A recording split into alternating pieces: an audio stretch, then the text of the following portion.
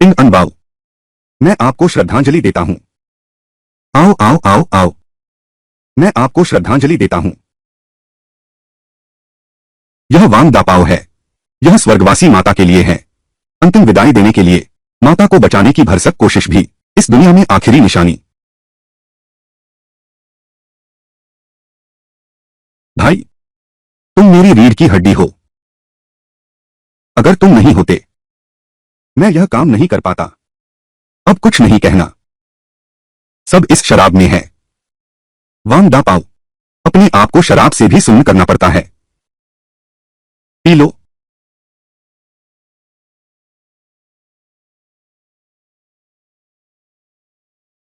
ठीक है न, ये वांग दापाओ ने बहुत पी ली है। नहीं तो हम दोनों को वहीं रात भर रुकना पड़ता, कल हमें वापस छोड़ देता। हाँ, वैसे भी रास्ता भी ज्यादा दूर नहीं है, हम पैदल ही चल लेंगे। ठीक है, सुन लो। ठीक है, सुन लो। हाँ, वहां, क्या वहां कोई आदमी है? अरे बाप रे, सचमुच है। जल्दी चलो चलो।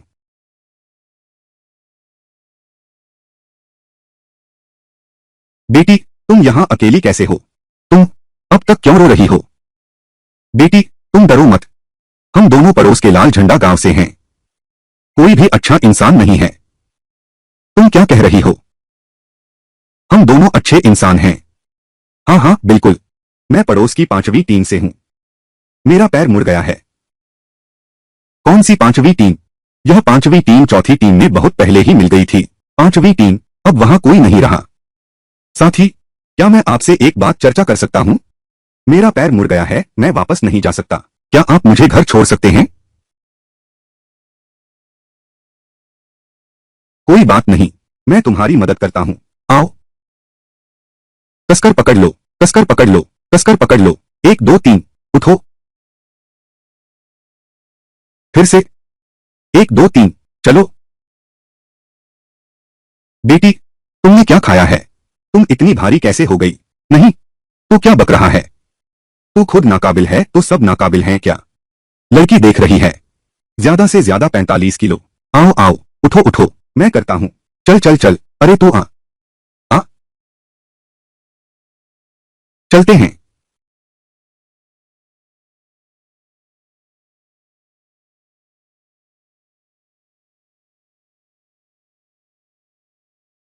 मैंने कहा था, शायद तुम नहीं कर सकते। एक, तू तो माहिर है। गाय, इस औरत के शरीर से कैसी सड़ी लकड़ी की गंध आ रही है। शायद जंगल में बहुत देर रही है। शरीर पर फफूंद जैसी लग रही है। अरे लड़की, तुम्हारा नाम क्या है?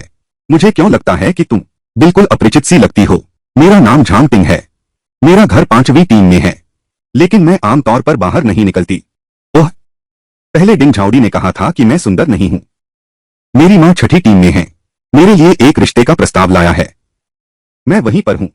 मैंने तुम्हें कभी देखा भी नहीं। और साथ ही यह 5वीं और 6ठी टीम बड़े विलो गांव में मिल गई हैं। यह 5वीं टीम बहुत पहले ही खत्म हो गई थी।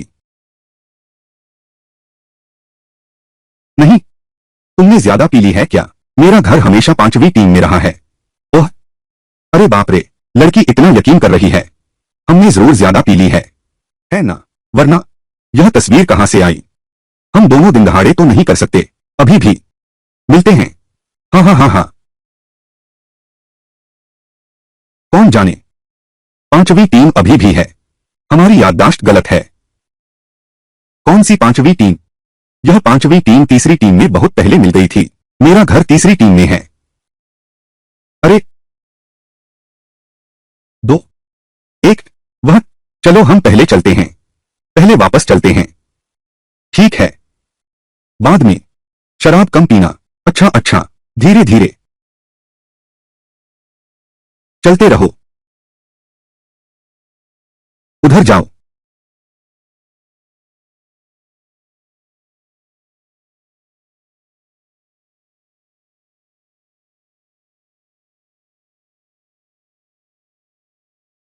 भाभी जी, चुआन वो, तुम पेड़ का पौधा क्यों लेकर जा रहे हो? पौधा ले जा रहा हूं। पौधा ले जा रहा हूं। मैं तो साफ ले जा रहा हूं। अरे चुआंगो भैया, तुमने झांग टिंग को नदी में क्यों फेंक दिया? नहीं, तुम गौर से देखो, क्या यह इंसान है? यह यह तो बस एक पौधा है। झांग टिंग पौधा कैसे बन गई? मैं कहती हूं, झांग टिंग के शरीर से सड़ी हुई बदबू क्यों आ रही है? यह क्या चीज है? इस नमी भरी जगह पर ज्यादा देर रहने से हर चीज सड़ने लगती है। हाँ सही है। ये पांचों दल, ये ज्ञानी युवाओं के रहने की जगह नहीं है। क्या हम दिन दहाड़े देख उस चीज को देख लिया?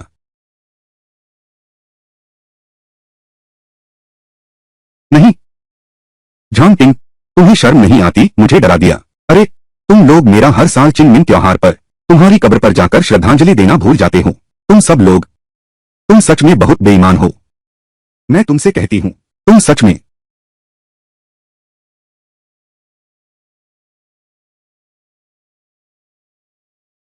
हम दोनों अभी, क्या हम पानी में गिर गए थे? छोटे कै, हम दोनों अभी, क्या हम पानी में गिर गए थे? मुझे याद है, शायद ऐसा ही कुछ हुआ था। हम दोनों, क्या यह मृत्यु का मार्ग है?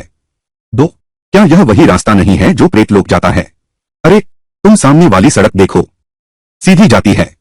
वह सामने का देवदार का जंगल है। उसी जंगल में वही ज्ञानार्थी हैं, वो जो चुआंगुआंडों के ऊपर वाला है। असल में वो जगह तो थी ही नहीं। अरे ये क्या? पता नहीं। ओए, यह तो गलत है।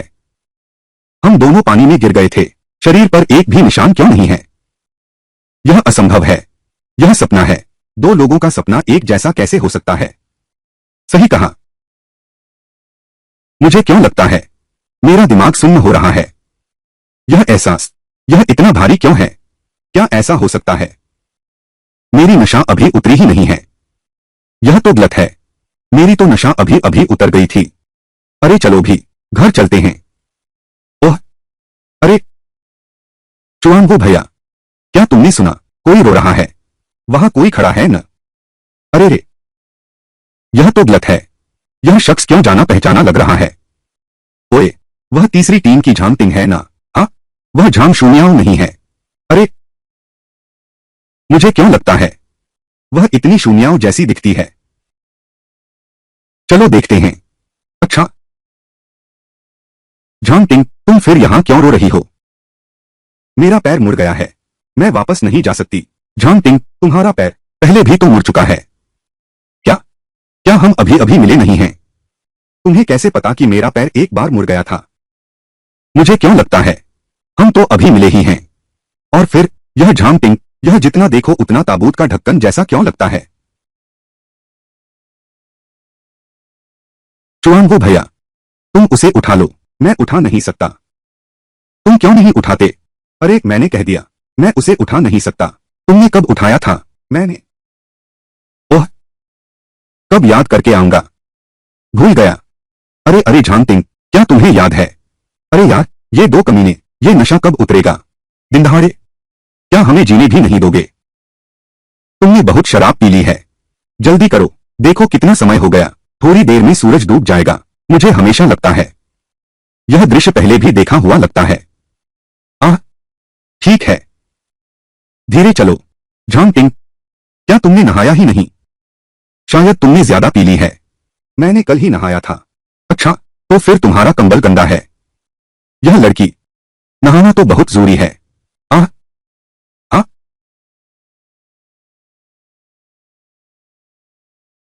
धीरे धीरे। झांग टिंग, तुम कहने लगो तो सच में भारी हो। और तुम देखने में एक छोटे पौधे जैसे क्यों लग रहे हो? क्या? अरे, सही बात है कांगकाई। तुमने अभी कहा था तुम्हारी मिलन सभा हुई। वह लड़की कहां से आई थी? क्या मैंने कहा था? तुमने कहा था तुम अभी उसकी बुराई कर रहे थे। जाओदी तुम्हें बदसूरत समझती है। ओह, तो बात सही बैठती है। हे भगवान, मेरी माँ ने मेरे लिए रिश्ता ढूंढ लिया है। और वह है, क्या वह पड़ोस की छठी टीम से है? बस यह बताओ कि हुआ कि नहीं। इतना लटकाओ मत। अरे, तुम्हें सब कुछ कैसे पता चल जाता है? तुम्हें कैसे पता चला? और अभी उसने खुद कहा था। तुमने अभी खुद कहा था न। मैंने फिर कह दिया। तुमने उससे कहा। झांग टिंग भी कहती है तुमने कहा। ओह, तो मान लो मैंने ही कहा। मेरी वो शादी वाली लड़की उम्र में मुझसे 1 साल छोटी है। दिखती बिल्कुल खट्टी सब्जी के मटके जैसी है। अरे नहीं, खट्टी सब्जी के मटके से बस थोड़ा सा ऊंचा। तुम किसी लड़की का ऐसा वर्णन कैसे कर सकते हो? क्या बकवास है, खट्टी सब्जी के मटके जैसी। अरे तुम विश्वास नहीं करोगे, वह दिखती बिल्कुल वैसी ही है जैसी वह खट्टी सब्जी। झांग टिंग, मुझे क्यों लगता है कि तुम दिखती हो? तुम तो एक पौधे जैसे होते जा रहे हो। तुम दोनों पौधे से क्यों चिपके हुए हो? क्या तुम पार नहीं पा सकते? तुमने झांग टिंग से ऐसा क्यों कहा? तुम बस कहो। तुम और वह अचार का मटका, आखिर हुआ क्या है? ओह, वह कहती है कि मैं, उसकी शक्ल अचार के मटके से थोड़ी सी लंबी है। वह कहती है कि मैं काले गधे के अंडे जैसा दिखता हूँ। हम दोनों कमरे में लगभग लड़ पड़े। तुम सच में काले गधे के अंडे जैसे हो। अरे चले जाओ चले जाओ, तुम अभी नदी में गिर जाओगे। तुम कहते हो कि तुम नदी में नहीं गिरोगे। अरे अरे, चलो हम दोनों चलें। क्या?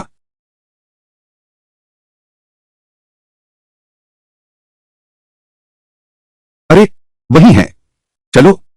वह, अरे वाह, अरे यह तो गलत है। यह झांग टिंग बस एक पौधा है। अरे,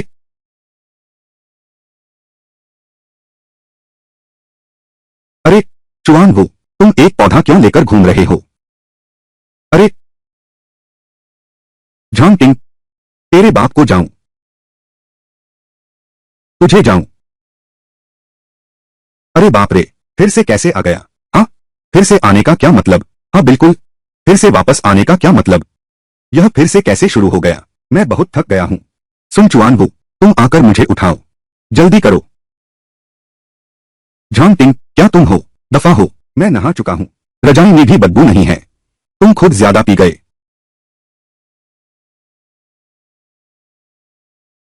अरे रुको रुको रुको। अरे हाँ, आह, तुमने अभी क्या कहा? तुम्हारी और तुम्हारे मिलने वाले की क्या हालत है? उसका मिलने वाला एक अचार का पीपा है। अचार के पीपे ने कहा वह एक काला गधे का अंडा है। ठीक है चलो। अरे नहीं, तुम्हें सब कुछ कैसे पता चलता है? 3, उसकी ब्लाइंड डेट एक अचार के बर्तन जैसी है। अचार के बर्तन ने उसे एक काले गधे के अंडे जैसा बताया। चलो अब चलते हैं। अरे नहीं, तुम्हें सब कुछ कैसे पता चल जाता है? तुमने अभी खुद कहा था। मैंने अभी खुद कहा था। बोल दिया। विश्वास नहीं होता तो सुन चुआनवू से पूछ लो। अरे हाँ, लगता है तुमने उससे एक बार कहा था। अरे नहीं नहीं नहीं, रुको, हम एक प्रदान करते हैं। मैंने अभी वास्तव में एक बार कहा था। अरे, फिर वांग आंटी ने कहा कि तुमने एक स्टंप उठा रखा है। फिर तुमने झांग टिंग को नदी में फेंक दिया। उसके बाद तुम खुद नदी में गिर गए। मैं भी तुम्हारे साथ नीचे चली गई। हाँ। हाँ।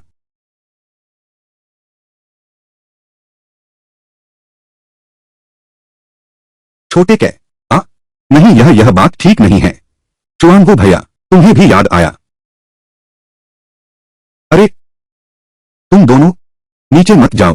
नीचे का रास्ता बारिश से बह गया है। दूसरा रास्ता लो। नहीं, तुम कौन हो? तुम्हें कैसे पता? नीचे का रास्ता पूरी तरह बह गया है। मुझे कैसे पता नहीं चला? मैंने कहा चलो तो चल पड़े। अगर तुम लोग चलते रहे, इंसान गिर गया तो खत्म हो जाएगा। अच्छी सलाह क्यों नहीं मानते? छोटी बच्ची, तुम हम दोनों को मत ठगो। वह बोली, नीचे का रास्ता बह गया है। क्या तुम मानोगे? नहीं मानता। तुम मेरी बात क्यों नहीं मानते? अरे यार, चलो मान लो रास्ता सच में बह गया है। अरे बाप रे, उड़ भी सकता है। अरे हाँ हाँ हाँ, उसकी बात मत सुनो, चलो चलो चलो। चुआंगो भैया, तुम्हें भी याद आया? क्या यह नदी का बांध सच में टूट गया है? वास्तव में बह गया है? क्यों न हम चलकर देखें? हाँ चलो, देखने चलते हैं।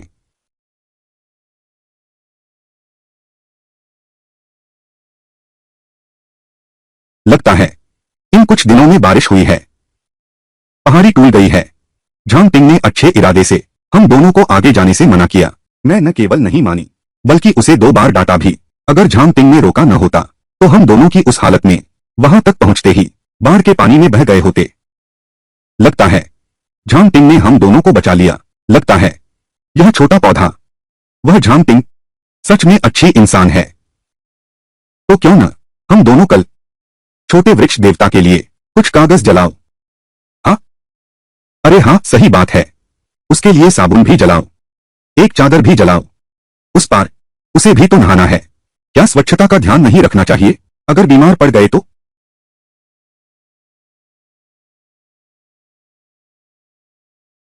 चुआनबू, अरे भाभी, यहाँ कपड़े धो रही हैं? हाँ, तुम दोनों लौट आए। अरे हाँ, हम दोनों छोटे रास्ते से लौटे हैं। मुख्य सड़क बारिश से बह गई है। अरे बाप रे, तुम दोनों की जान बड़ी है। आज सुबह तीसरी टीम का लियू वेइली बिल्कुल सीधी सड़क से गिर गया। घर ले जाया गया, बस एक सांस बची थी। झांगटिंग देखने में बस 20 साल की लगती है। इससे पता चलता है कि वह बहुत कम उम्र की थी जब उसकी मृत्यु हुई और वह राक्षस बन गई।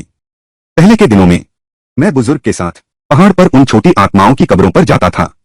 मुझे समझ नहीं आता था कि इसका क्या अर्थ है। मैं सोचता था, वो बेनाम कब्रें, उन्हें धूप दिखाने का क्या मतलब है? अब तो मुझे समझ आया। अगर नहीं तो बुजुर्ग ने पुण्य कमाया था, आज तो हम दोनों शायद यहीं ठंडे हो जाते। कल तो हमें पेड़ के पौधे की कब्र पर जरूर जाना है।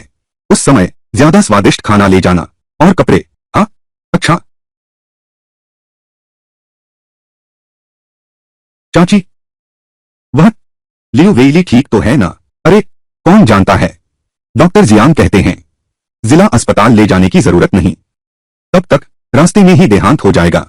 ऐसी बात नहीं है, तुम्हारे दादा भी यही हैं। क्यों न तुम घर जाकर पूछो। दादाजी भी चले गए तो फिर अंतिम संस्कार की तैयारी है। चुआंगो भैया, झांगटिंग इतनी कम उम्र में चल बसी, एक छोटे पेड़ के राक्षस में बदल गई। हमारी गलतफहमी का शिकार हो गए, फिर भी बार बार हमारी मदद करते रहे। अरे बाप रे, ऐसे ही कल ही हम दोनों उस बंजर कब्र को ठीक करने चलेंगे। इतने साल बीत गए, ऊपर तो एक छोटी सी मिट्टी की टीला भी नहीं बची है। कौन जाने कुछ सालों में कब्र तक नहीं रहेगी। हाँ सच है, आजकल ऐसा कई जगह हो रहा है। जब कोई वंशज श्रद्धांजलि नहीं देते तो कोई कब्र संभालने नहीं आता। यह छोटी पहाड़ी कुछ दशक और बीत जाएंगे, पूरी तरह खत्म हो जाएगा। चाची की बात सुनो, तो हम पहले वापस चलते हैं। आप अपना काम कीजिए।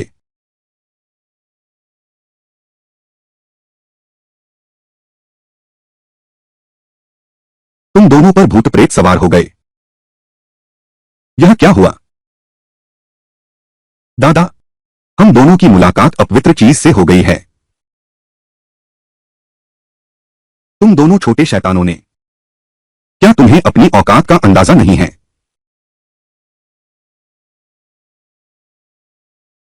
भले ही मुख्य सड़क बह न गई हो, तो तुम दोनों ने बहुत ज्यादा पी लिया था। तुम पहाड़ी रास्ता चलने की हिम्मत भी करते हो। चुआनवू ओ चुआनवू, तू बता अपनी बात। तेरा घर शहर में है, तो तू वांग दापाओ को परेशान नहीं करना चाहता, तो तुम दोनों ने खूब शराब पी ली। तेरे घर एक रात रुक जाए, फिर क्या होगा? हाँ बिल्कुल, मेरा घर तो इसी शहर में है। मैं यह बात भूल गया। अरे बाप रे, दादा, हमसे गलती हो गई। गलती मान लेना ही काफी है। कल तुम दोनों ज्यादा चिट्ठियां ले जाना, झांगटिंग की कब्र पर चढ़ाने जाना। अरे, झांगटिंग की कब्र वॉर्म स्प्रिंग के सबसे करीब, पास में एक विलो का पेड़ है। जाते समय एक कुदाल लेते आना। इन 2 दिनों में बारिश हुई है, मेरा अनुमान है कि झांगटिंग की कब्र बह गई होगी। दादा, क्या तुम झांगटिंग को जानती हो? सिर्फ मैं ही नहीं जानता, तुम दोनों भी मिल चुके हो। क्या? क्या? झांगटिंग, वह 70 के दशक में गांव भेजी गई शिक्षित युवा थी। वह लड़की बहुत अच्छी है, स्वभाव से खुशमिजाज। उस समय 5वीं टीम में मिली थी। वह उस समय पुरानी स्कूल के बाल विहार में मदद करती थी। तुम दोनों ने भी देखा है। मुझे तो बिल्कुल याद नहीं। उसने सिर्फ 2 महीने पढ़ाया। तुम दोनों छोटे थे, निश्चित रूप से याद नहीं है। अरे, अच्छे लोग लंबे समय तक नहीं जीते।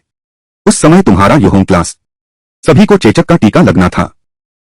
संयोग से झाओदी को बुखार था इसलिए नहीं लगा और उसने झांग टिंग को संक्रमित कर दिया। अरे फिर क्या हुआ झाओदी? उसी वक्त तो आधी जान निकल गई, लेकिन अच्छा हुआ, डरावना था पर बच गए। झांग टिंग की किस्मत इतनी अच्छी नहीं थी, कुछ ही दिनों में चल बसी। उस समय उसका अंतिम संस्कार ब्रिगेड ने मदद करके किया था। उसकी ताबूत मैंने बनाई थी, दफनाने की जगह भी मैंने ही ढूंढी थी। अरे बाप रे, ये 70 के दशक के अंत में चेचक यह बीमारी तो समाप्त हो गई थी। अरे बाप रे, अगर झांग टिंग ने सबक नहीं संभाला होता, ऐसा नहीं होता। सचमुच वह कहावत सच हो गई, सुंदर स्त्री का भाग्य कमजोर होता है। इंसान की यह जिंदगी, बस इतना ही। हम सब तो यहां मेहमान हैं, दूसरों के जीवन मृत्यु में हस्तक्षेप नहीं कर सकते। इसलिए बहुत गहराई तक मत उलझो। बाबू, तुम कह रहे हो मैंने दूसरों के मामलों में बहुत दखल दिया है। जाओ, पहले सामान उठा लो, अपने काम पर जाओ। अच्छा, चलो चलो चलो, थोड़ी देर में हम फिर कागज की कलाकारी करेंगे, ठीक है?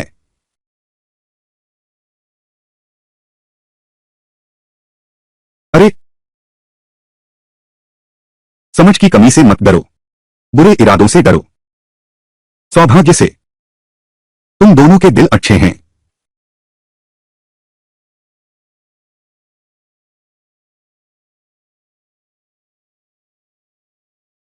अरे बाप रे, अब नहीं चल सकता, बूढ़ा हो गया हूं। पहले के दिनों में यह कागज का काम करते हुए मैं लगातार 3 दिन 3 रातें काम कर सकता था। अब तो एक दोपहर भी काम नहीं झेल पाता। क्या कह रहे हैं दादा? आप तो हमेशा ताकतवर रहेंगे। जाओ, छोटे खरगोश के बच्चे, तुम्हारा कोई ठिकाना नहीं है। श्रीमान सुन, मैं लियू वेई दोंग हूं। मेरे भाई लियू वेईली की हालत बहुत खराब है, जल्दी से देखने जाओ। गला, उफ, आज सुबह मैं जाकर उसकी नब्ज देखूंगा। मेरी पूरी जिंदगी में बीमारी ठीक करना नहीं आता, लेकिन मौत का अंदाजा लगाना यह मेरा मुख्य काम है। नब्ज देखने के बाद मुझे लगा वह अब ज्यादा नहीं चल पाएगा। यह तो सोचा नहीं था, वह एक दिन भी नहीं टिक पाया। चुआनबू, तुम मेरे साथ एक बार चलो। ओह, शाओकाई, तुम घर पर देखते रहो। अगर कोई मुझसे मिलने आए तो तुम वीली भैया के घर मुझे ढूंढना। ठीक है दादा, आप लोग धीरे चलना। चलो।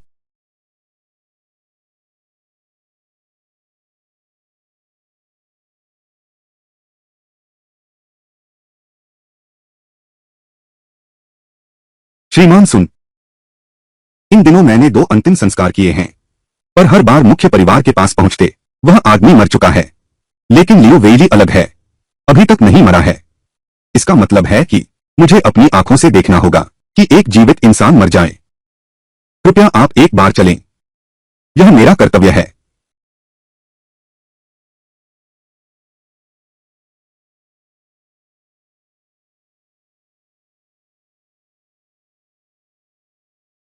चुआनवू, तुम इस नब्ज को ध्यान से महसूस करो।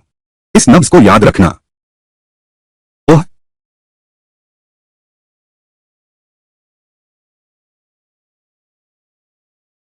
लियू वेइली की कलाई बहुत गर्म है, मानो बुखार हो गया हो।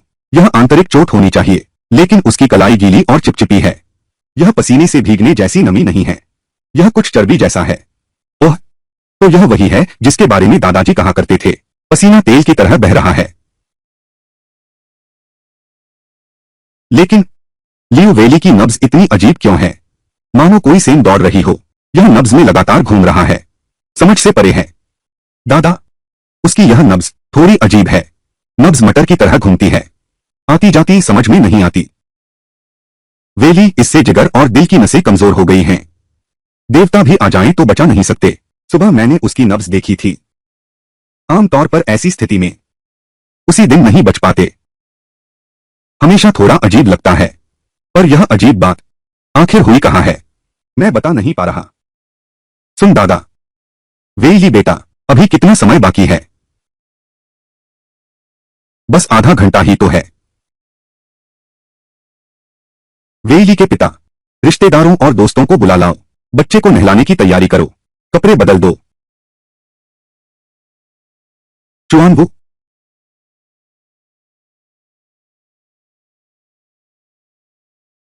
वीली।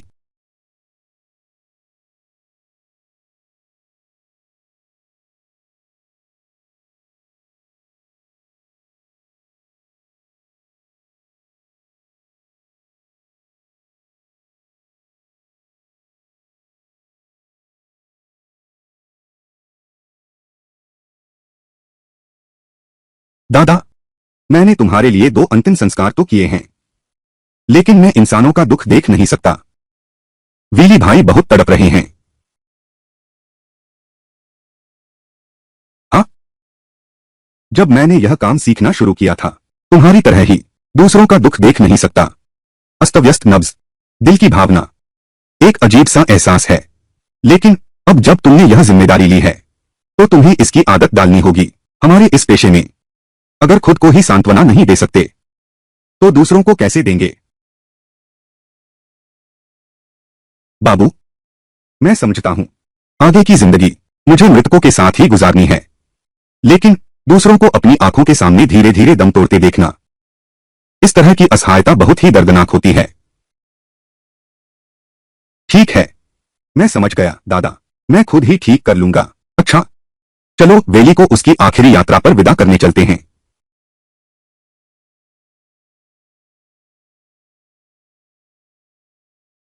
अरे वेली, तुम जाग जाओ। अगर तुम चले गए, तो मैं और बच्चे क्या करेंगे?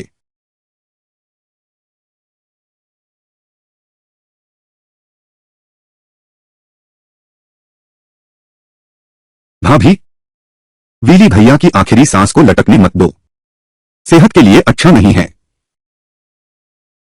वीली, जल्दी करो, वीली भैया के शरीर को अच्छी तरह पोंछ दो। वीली भैया के शरीर को अच्छी तरह साफ कर दो, कफन पहना दो। वीदोंग भैया, तुम जाकर घड़ी रोक दो, घर के सारे शीशे ढक दो। ठीक है, मैं अभी जाता हूं।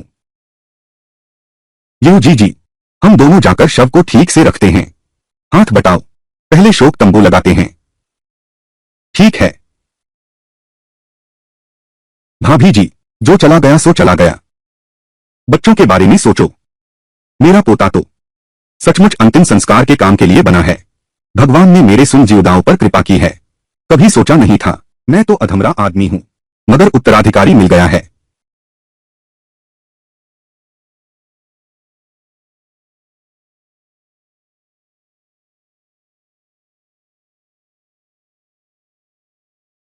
वेली भाई, शांति से जाओ।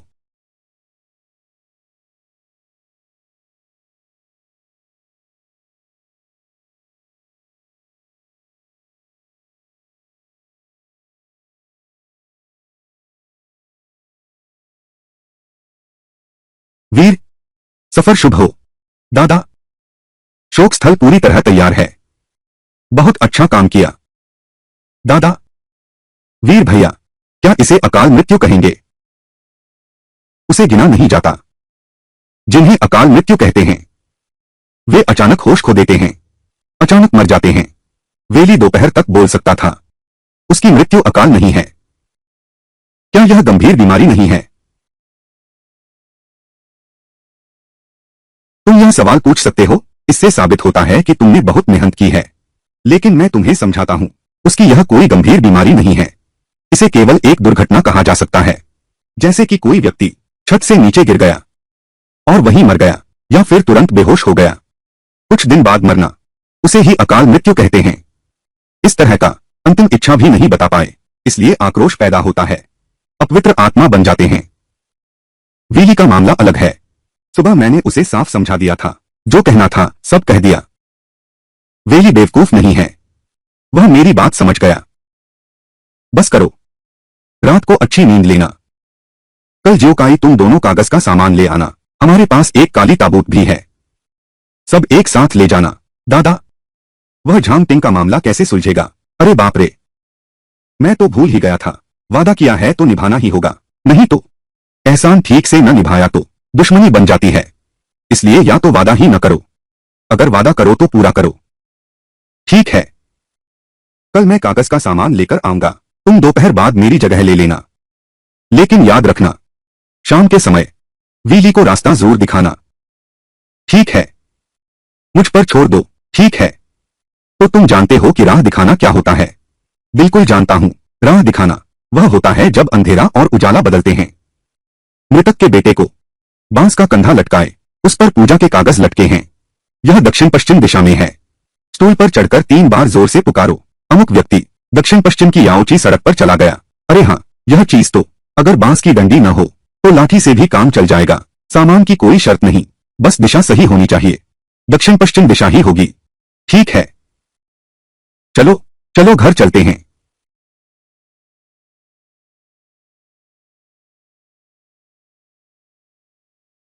चलो।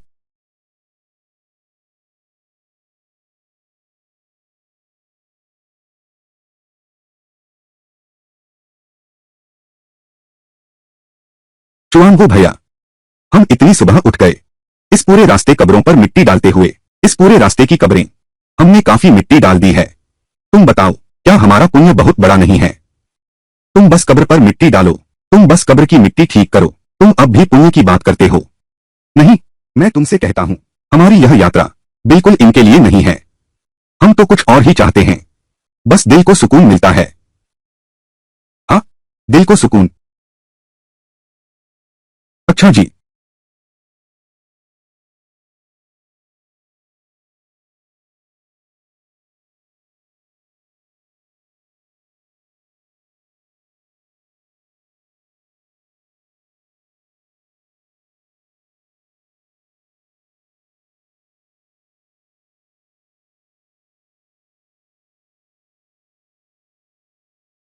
झांग, झांग आंटी, आप मुझसे इतनी बड़ी हैं।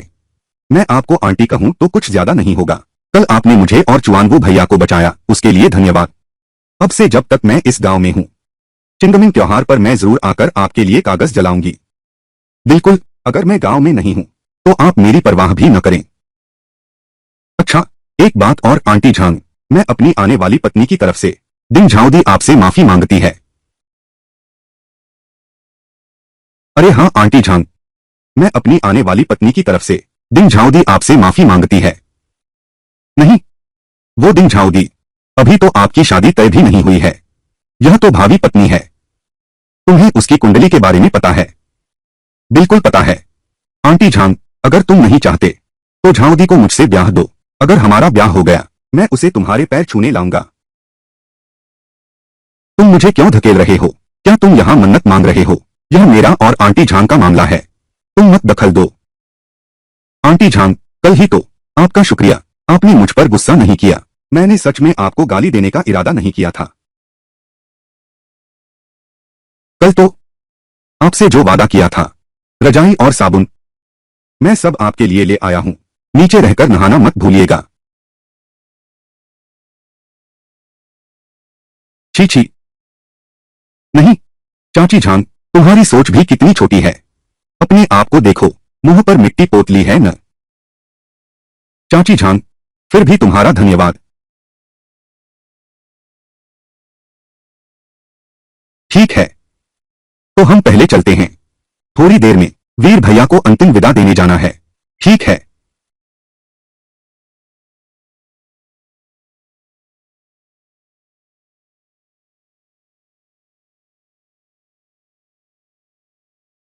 भाभी, दुख सहन कीजिए, थोड़ी देर में मैं अपने भतीजे को अपने साथ ले जाऊंगा। वीर भैया को सही रास्ता दिखाना है। जब समय आएगा तुम भी साथ चलना। उसे बता देना क्या कहना चाहिए। सोए ने सुबह हुक्म दिया था, मैं थोड़ी देर में तुम्हारे साथ वापस चलूंगी। ठीक है भाभी। आजकल के जमाने में विधवा और उसके बच्चे की जिंदगी बहुत मुश्किल होती है, लेकिन दूसरी शादी करने पर बच्चे को लेकर नया घर ढूंढना आसान नहीं। अकेले जीना, इसकी कड़वाहट सिर्फ वही जानती है। भाभी, मेरी जुबान तो बहुत भारी है, मैं कुछ खास कह भी नहीं सकता। लेकिन भैया वेली तो चले गए, और ये छोटा भतीजा भी है। अगर तुम भी चली गई तो ये बच्चा क्या करेगा? ये कौन अपना है? मामा माँ बाप से बढ़कर कोई नहीं होता है ना। बच्चे को बाप के बिना नहीं छोड़ सकते, फिर आगे माँ भी न रही तो। अरे बाप रे, मेरी यह जुबान। मैं समझाने गया और रुला दिया। पहले ही पता होता तो न जाता समझाने। भाभी, कृपया दुहक सहन करें। दुहक सहन करें। भाभी।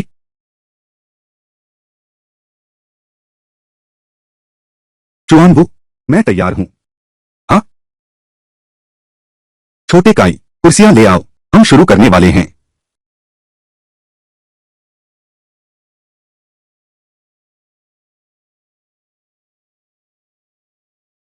आओ।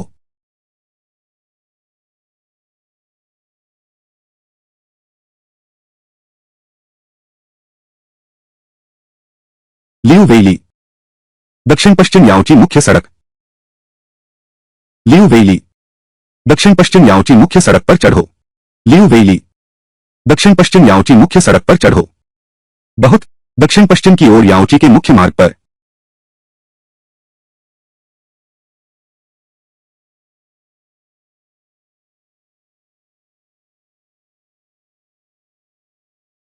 शायद इसी क्षण उसे अचानक समझ आया कि विदा होने का सच्चा अर्थ क्या है।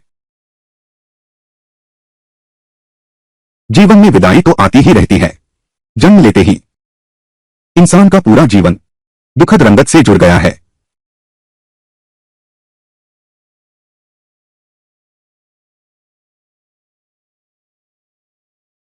वीली बेटा। अरे बच्चे, तुम तो हल्के हो गए। आगे चलकर तुम मुझे क्या करूं? जब से वीली पैदा हुआ, शादी तक की कहानी सुनाते रहे। मैं हर एक बात को छोड़ना नहीं चाहती। शादी के बाद उसका जीवन मेरा हो गया। इन सालों में वेली ने फिर क्या किया? यह भोला भाला आदमी मुश्किल से जंगल विभाग में नौकरी मिली। छुट्टी होते ही मैं बेसब्री से घर वापस दौड़ा। वह घर लौटते समय मर गया, और वह मेरी गोद में ही मरा। वह इस गर्मी के अंत में मर गया। फिर एक दिन वह अचानक घर आया और मां से कहा, उसे पड़ोस के गांव की एक लड़की पसंद आ गई है। उसने कहा, यह जिंदगी, बस यही लड़की।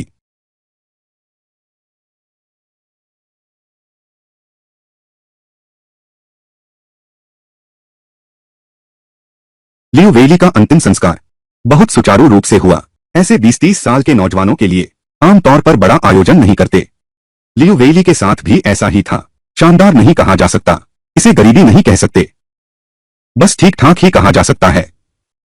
इन पिछले 15 दिनों में मैंने सीख लिया है मंत्र पढ़ना, और यंत्र बनाना भी सीख लिया। यहां तक कि दादाजी कहते हैं, मैं तो जन्मजात हूं, यह तो सिर्फ अंतिम संस्कार का काम करने वाला है। चाहे कितना भी जटिल मंत्र हो, चाहे कितने भी पेचीदा जादू के निशान हो, मैं उन्हें सिर्फ एक बार देख लेता हूं, मूल रूप से लगभग पूरी तरह याद कर लेता हूं। चुआंगो भैया, आप ही सबसे शानदार हैं। हर बार तुम मुझसे ज्यादा तेज हो, और मुझसे बेहतर भी करते हो।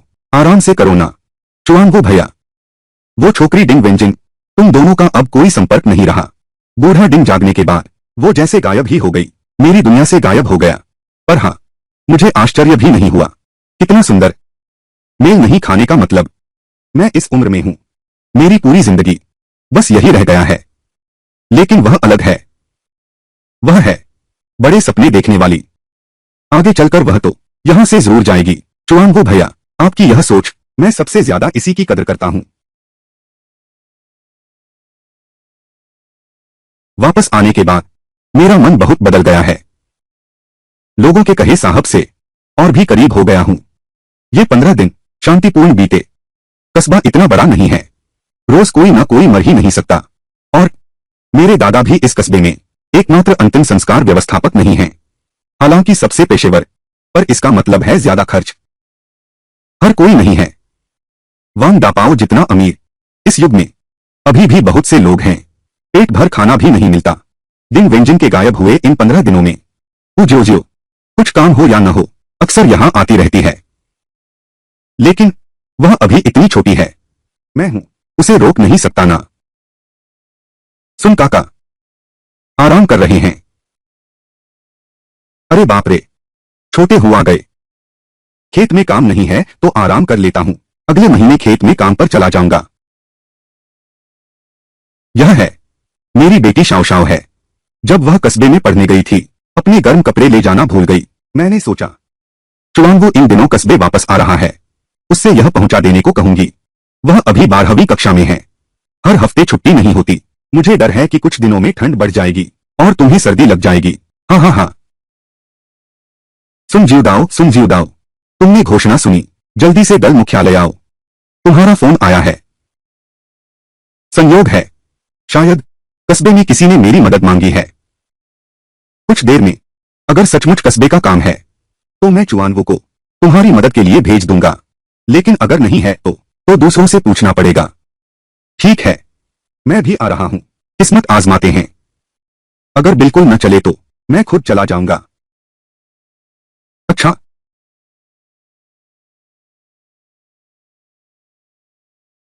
अरे आ गया। गुरुजी बैठिए।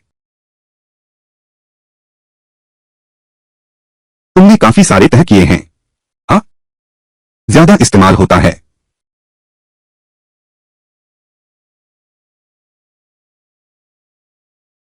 बाबू, फोन किसका था? तुम्हारे हु चाचा बिल्कुल सही समय पर आ गए। सचमुच शहर का काम है। कल तुम तुम्हारे हु चाचा की जगह एक चक्कर लगाकर आना। अच्छा, ऐसा करते हैं। तुम अभी वापस जाओ। कल छोटे काई को कागज का सामान पहुंचाने भेजना। हाँ, आज रात तुम पहले अपने यहां ठहरना। ऊ चाचा, मैं अभी वापस जाता हूं। आज मेरा काम पूरा हो गया है। मैं अभी शाओ शाओ के कपड़े पहुंचाने जाऊंगा। चुआनवू, यह सिगरेट अच्छी नहीं है। आप नाराज न हो। ऊ चाचा, हम सब पड़ोसी हैं। तुम यह क्या कर रहे हो? यह मैं नहीं ले सकता। तुम्हें इसे रखना ही होगा। अगर तुम नहीं लोगे तो चाचा का दिल नहीं मानेगा। ठीक है, तो चाचा, फिर मैं इसे रख लेता हूं।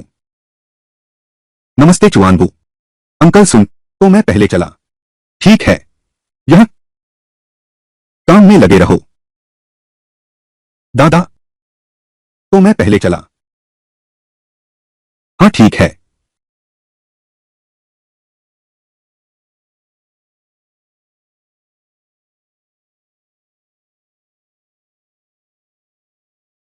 मृतक का घर थोड़ा अजीब है।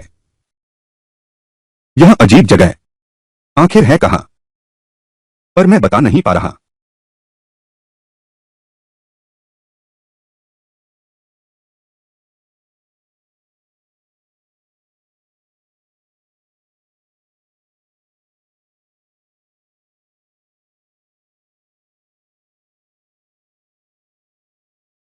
चेन जियानगो घर है गिनसिंग फैक्ट्री क्षेत्र में।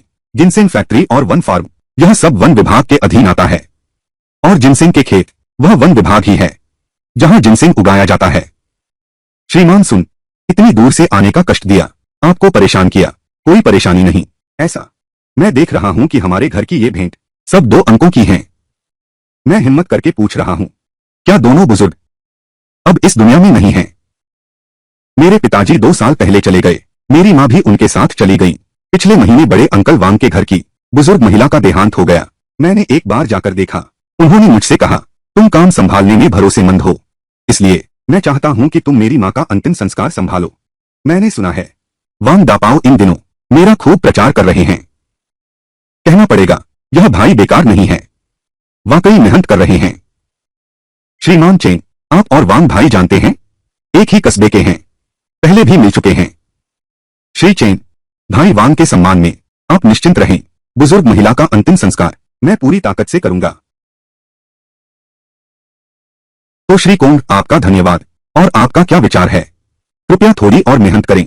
अगर कुछ ऐसा है जिसमें मेरा सहयोग चाहिए, आपकी तरफ से क्या है, बेझिझक कहिए। इस मात्रा को देखो, 2000 से भी ज्यादा होगी। बढ़िया, एक और बड़ा ग्राहक मिल गया। अब तो मालामाल हो गए। श्रीमान चेन, आप निश्चिंत रहें।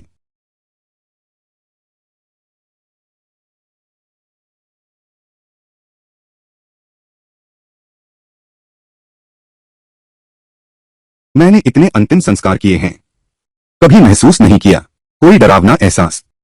पर यह दिन दहाड़े मुझे ऐसा लग रहा है चेन जियानगुओ की मां सफेद चादर के नीचे है। चेन जियानगुओ बहुत दुखी दिख रहा है। मुझे हमेशा लगता है कि यह बूढ़ा आदमी कुछ न कुछ झूठा दिखावा जरूर कर रहा है। उसके चेहरे का दुख बिल्कुल नकली है। और शोक सभागार में चेन जियांगुओ के भाई भी हैं। भाभी, दीदी, बहन, भतीजा, सिर्फ चेन जियांगुओ की पत्नी नहीं है। यह तो बड़ा अजीब है। चेन भैया, यह बुजुर्ग महिला दादाजी के साथ साथ में दफनाना है क्या? साथ दफनाने का मन नहीं है। मैं अपने लोगों को ढूंढ रहा हूं। एक और जगह मिल गई है, अभी खोदकर देख रहे हैं। साथ में दफनाना मृतक की इच्छा देखनी ही होगी और आने वाली पीढ़ियों की मांग है। क्योंकि ऐसा है, उसने कोई मांग नहीं की तो मुझे अधिक कहने की आवश्यकता नहीं। क्या मैं देखने जा सकता हूं? यह नहीं है। सुनो, यह नहीं है। वास्तु के पहलू में मैं भी थोड़ा जानता हूं। मैं सच में नहीं हूं, बस कुछ अतिरिक्त पैसे कमाना चाहता हूं। असल में यह शोक स्थल बहुत सूनापन लिए है। बहुत असहज महसूस हो रहा है। ठीक है, मैं अपने भतीजे को भेजता हूं, वह तुम्हें ले चलेगा। वांझो, तुम छोटे श्री सुन को ले जाओ, अपनी दादी की कब्र पर जाओ। यह बच्चा कम बोलता है, तुम बुरा मत मानना। कोई बात नहीं, कोई बात नहीं। बुजुर्ग माताजी अभी गुजरी हैं, उसका दिल दुखी है। मैं समझ सकता हूं। श्री सुन, आप परेशानी उठाएंगे। ठीक है,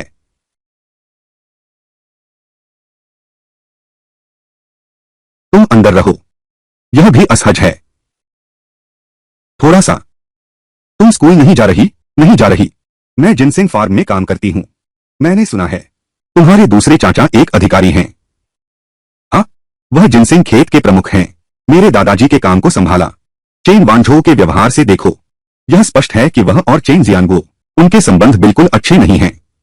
शुरू से ही मुझे लग रहा था यह परिवार कुछ अजीब है।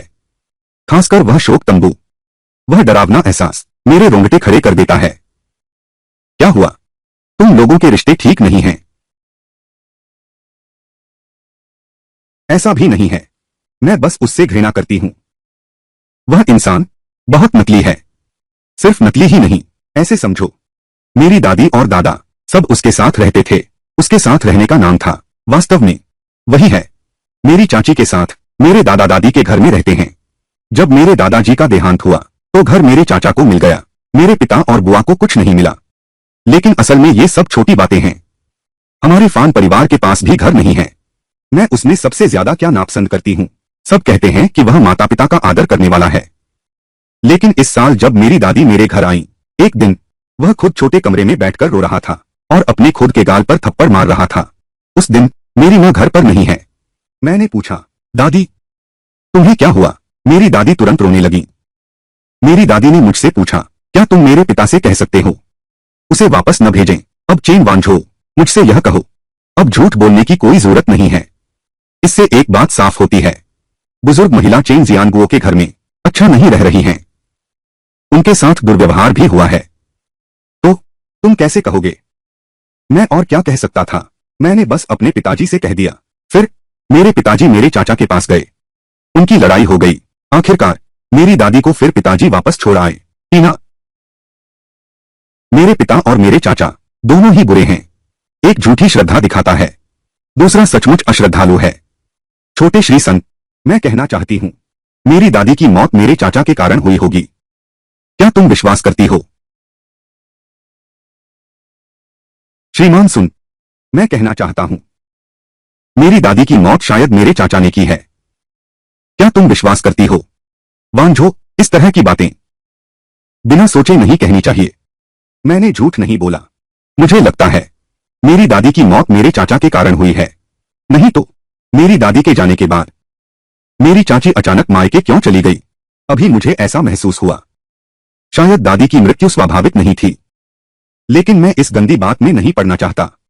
मैं यहां किसी का काम करने आया हूं, मुकदमा सुलझाने नहीं आया। नहीं मैं कोई निजी जासूस हूं और न ही कोई शाही गुप्तचर। भाई, तुम्हारे चाचा और चाची, चाहे तुम्हारी दादी से उनके रिश्ते कितने भी खराब क्यों न हो, उसे मारना तो बिल्कुल भी जरूरी नहीं था। आज मैंने अपने चाचा के पड़ोसी से पूछा, मेरी दादी के मरने के बाद कपड़े बदल दिए गए थे और साथ ही वह कारखाने की बुजुर्ग महिला ने नहीं बदले थे। मेरे चाचा ने आधी जिंदगी प्रमुख का पद संभाला है। क्या वे इस रिवाज को नहीं जानते होंगे? तुम कहो, यह अजीब नहीं है? अगर बूढ़ी मां की मौत अपने ही बच्चे के हाथों हुई और मैंने हाथ पर हाथ धरे बैठे रहे तो मेरा दिल जीवन भर बेचैन रहेगा। अगर यह घटना दादाजी के साथ घटी होती, मैं क्या करता? वांझो, अभी और कितनी देर लगेगी? लगभग पहुंच गए हैं।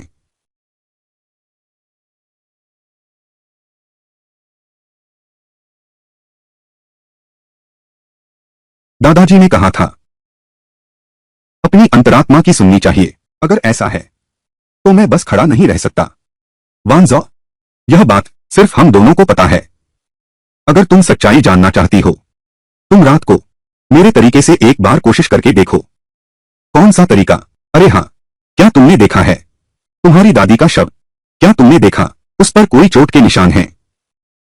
यही सबसे परेशान करने वाली बात है। मुझे लगता है मेरी दादी को मेरे चाचा और चाची ने मारा है, लेकिन उनके शरीर पर एक भी चोट नहीं है। श्रीमान सुन, आप कहिए, क्या मेरी दादी दवा खाकर मर गई होंगी? ऐसी संभावना से इनकार नहीं किया जा सकता। मैं फिर कुछ उपाय सोचता हूं।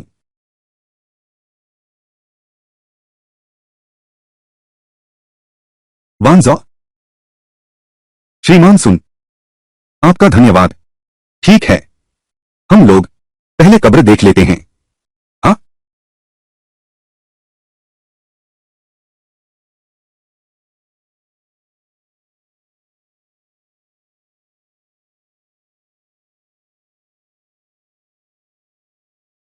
श्रीमान सुन, हम अभी कब्र के चारों ओर 3 चक्कर लगा चुके हैं। मेरे चाचा ने जो कब्र ढूंढी है, क्या वह वास्तव में अच्छी है? ठीक है, बहुत अच्छा नहीं है, बहुत बुरा भी नहीं है, जैसा कि सोचा था।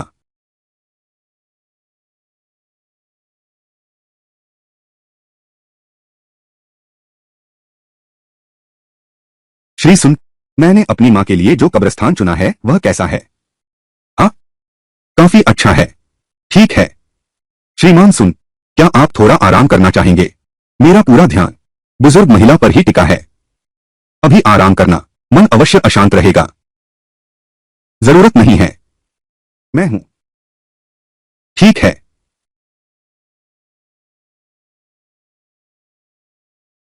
हाँ, अगर सच में चेन जियानगो ने बुढ़िया को मारा है, तो उसने कौन सा तरीका अपनाया होगा? सच में दवा खिलाई? हाँ, यह संभव नहीं लगता। अगर सच में दवा खिलाई होती, बूढ़ी माँ को बहुत तकलीफ हुई होगी।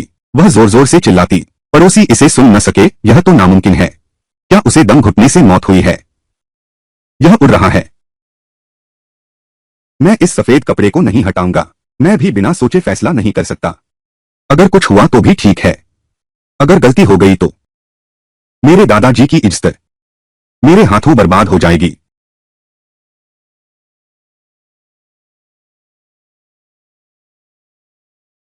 शांति से जाओ। पूरी दोपहर काम में लगा रहा, मैं तो भूल ही गया था। तू ज्योजियो के अंदर के कपड़े भेज दे। अच्छा हुआ चेन वांझो की बहन उशियाओ के साथ एक ही हाई स्कूल में था। मैंने चेन वांझो को काम सौंपा, उनकी बहन से अनुरोध किया उशियाओ को रात की कक्षा के बाद यहां लाने के लिए। अरे बाप रे, यार्ड की लाइट कैसे बंद हो गई? आह, सन, श्री सुन, अब क्या करें? चेन जियानगो घबरा गया। मुझे पूरा यकीन है बुजुर्ग महिला की मौत चेन जियानगो से जुड़ी है। आप लोग बाहर जाइए, मैं यहीं रुकता हूं। जल्दी करो, जल्दी करो। चलो चलो चलो।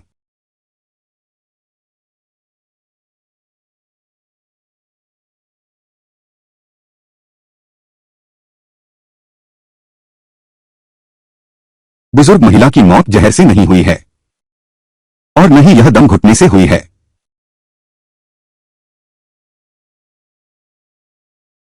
अगर दम घुटने से मौत हुई होती, तो चेहरे का रंग और भी काला पड़ गया होता। यह बात दादाजी ने सिखाई थी। बुजुर्ग महिला के होंठ का कोना थोड़ा तिरछा है। क्या पहले उसे मिर्गी तो नहीं थी? बुढ़िया चेन, क्या सचमुच बीमारी से मौत हुई है?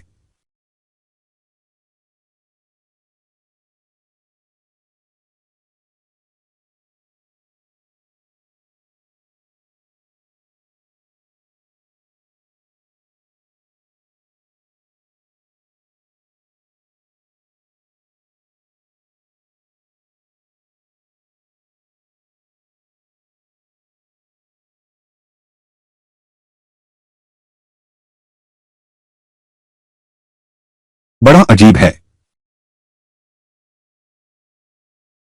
ठीक है, सब अंदर आ जाओ।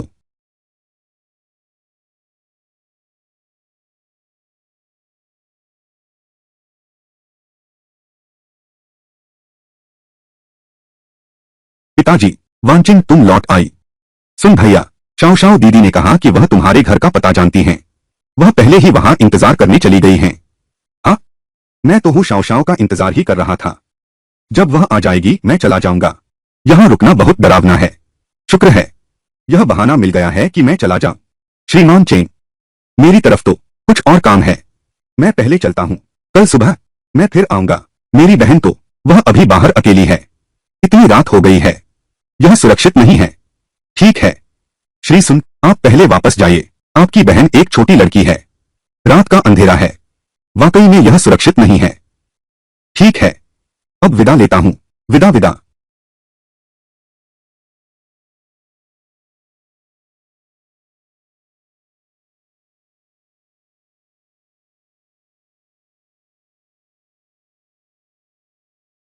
चुआंगो भैया, तुम मुझसे मिलने क्यों नहीं आए? इतनी रात को कितना डरावना है। मैं तो नहीं जाऊंगा, मुझे बुरे सपने आते हैं। तो तुम अपने कपड़े ले लो, मैं तुम्हें तुरंत घर छोड़ देता हूं। वापस कहां जाना है इस समय? छात्रावास तो बहुत पहले बंद हो गया होगा। आज रात मैं तुम्हारे साथ सोऊंगा। अभी तो छात्रावास तो बंद हो गया होगा। आज रात मैं तुम्हारे साथ सोऊंगा। चुआंगो भैया, छात्रावास बंद हो गया है, मैं बाहर तो नहीं सो सकता। नहीं तो तुम मुझे किसी धर्मशाला में ही ले चलो। तुम बताओ, इतनी रात गए, मैं अकेली सुरक्षित नहीं हूं। ठीक है ठीक है, तुम चुप रहो। ठीक है, आज रात तुम बड़े कमरे में सोना। ठीक है, जो तुम कहोगी वही होगा।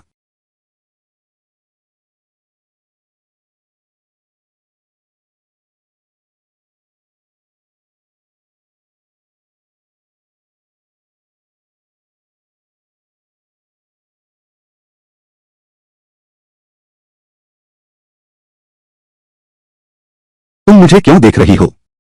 कमरे में सिर्फ हम दो हैं। तुम्हें न देखूं तो किसे देखूं? मैं कोई बेवकूफ तो नहीं हूं। कैसे नजर नहीं आता उशियाओ का मेरे प्रति प्रेम? अभी तो 18-19 साल की है, मैं हाथ नहीं उठा सकता। वह बात, तुम कल कब स्कूल जाओगी? मैंने टीचर से बात कर ली है, कल छुट्टी ले लो, परसों जाना। तुम छुट्टी क्यों ले रहे हो? दवा की उम्मीद? कुछ नहीं कर रहा, मुझे बस डर है। कल सुबह नहीं उठ पाऊंगा, क्लास नहीं जा पाऊंगा, इसलिए सीधे छुट्टी ले ली। नहीं तो क्या सोच रहा है? तेरी क्या मजाल। जल्दी नहा ले, नहाकर सो जाना। उम्मीद, मेरी चप्पल ले आ। कितना काम है? उम्मीद, कृपया आशा करो।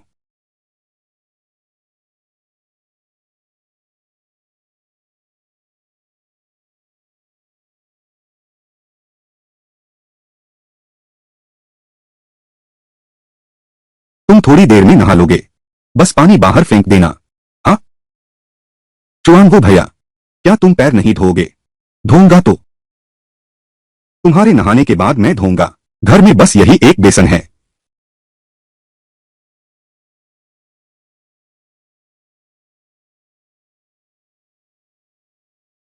जोजियो के पैर सच में बहुत गोरे हैं। एक कहावत ठीक कहती है, गोरापन 3 कमियां छुपा देता है। इसके अलावा जोजियो की सूरत भी सुंदर है। खाना नहीं बन सकता, अभी नहीं देख सकते। मुझे चुआंगो भैया पसंद हैं। चुआंगो भैया लंबे हैं, सुंदर दिखते हैं और स्वभाव भी अच्छा है। मैं बचपन से ही उन्हें पसंद करती हूँ। छोटी उम्र में मैं हमेशा बहाने ढूंढती थी। बहुत सारे दोस्तों को बुला लो, छुट्टियां हैं, चुआंगो भैया के घर खेलने चलते हैं। कुछ दिन पहले दादाजी चले गए, मैं फिर चुआंगो भैया से मिला। मैं हार नहीं मानना चाहता। शाओलान, सुना क्या? टिंग वेंजिंग हमारे गांव के मिस्टर सन के पोते छोटे मिस्टर सन के साथ प्यार में पड़ गई है। हे भगवान, मिस्टर सन बहुत ताकतवर हैं। मेरे माता पिता ने मुझे बताया था, पूरा गांव किसी को भी नाराज कर सकते हो पर श्री सुन को नहीं। लैंग लैंग पढ़ाई, श्री सुन के पोते लैंग लैंग पढ़ाई। छोटे श्री सुन लैंग लैंग पढ़ाई। श्री सुन से हुनर भी सीख रहा है, लैंग लैंग पढ़ाई। आगे चलकर हुनर भी कम नहीं होगा। दिन वेंजिंग से सचमुच ईर्ष्या होती है। कौन कहता है कि नहीं?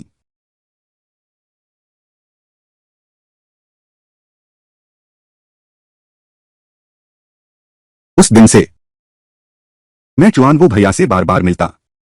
मोटे कपड़े, ये भी मैंने जानबूझकर नहीं लाए।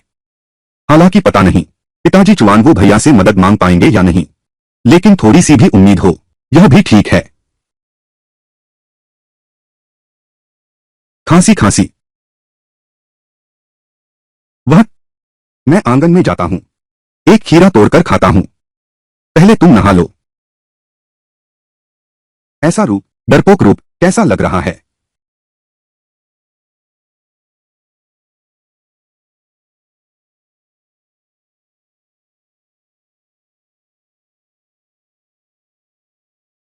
चुआनवो भैया, क्या तुम सो गए?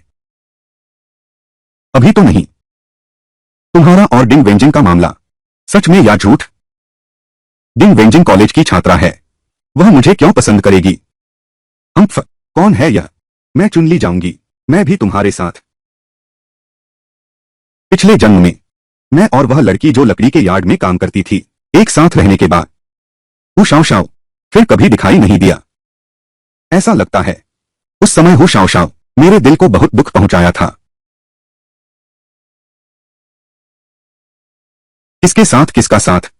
पहले तुम कॉलेज पूरा कर लो। हाँ, तो तुम मुझसे वादा करो, सगाई मत ढूंढो। चुआनवो भैया, कितना कष्टप्रद है। यहां भी सो सकते हो। छोड़ो भी, जो भी हो, उसका और डिंग वेंजिंग का मामला झूठा है, किसी ने गढ़ लिया है। टीना, हम्फ, क्या मैं बहुत थक गई हूं? मन बहुत तंग गया है। क्यों? मेरा सिर इतना दर्द क्यों कर रहा है?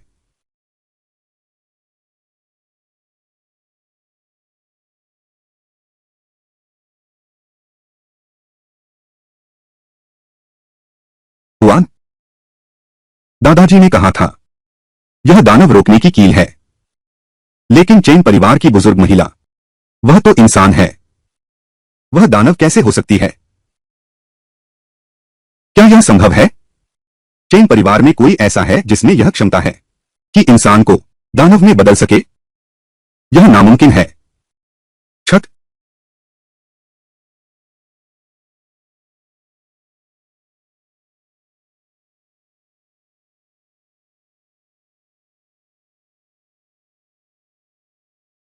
चुआनवो भैया, चुआनवो भैया,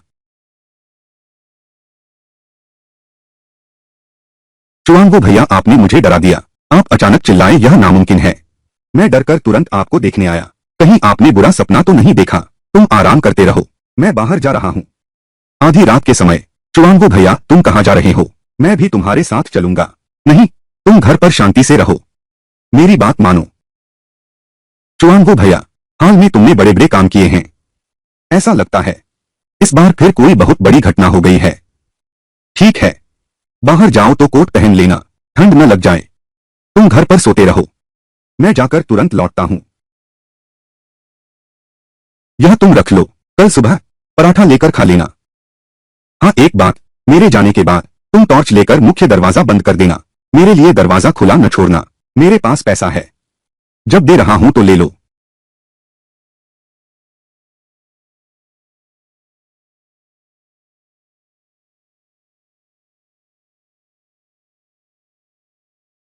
अरे चाचा चेन, छोटे श्री संत, आप आधी रात को कैसे आ गए?